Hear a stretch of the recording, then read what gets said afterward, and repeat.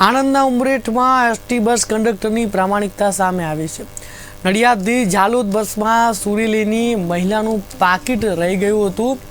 મહિલા સુરેલી ગામે પહોંચતા પાકીટ ભૂલી ગયાની જાણ થઈ। કંડક્ટરને પાકીટ મળતા મહિલાને ફોન કરી પાકીટ મળ્યાની જાણ કરી હતી।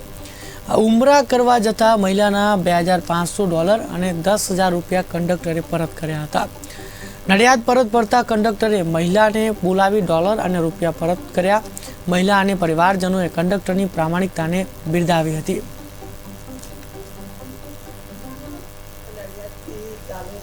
બસમાં બેઠેલા અને ત્યાં રસ્તામાં ઉમરેઠ બસ સ્ટેન્ડમાં ઉતરવાનું હતું ત્યારે મારું પાકીટ પડી ગયું।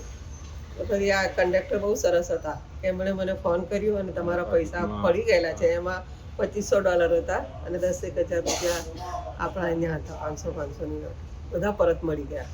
અમે નડિયાદથી ઝાલોદ બસમાં બેઠેલા અને ત્યાં રસ્તામાં ઉમરેઠ બસ સ્ટેન્ડમાં ઉતરવાનું હતું ત્યારે મારું પાકીટ પડી ગયું।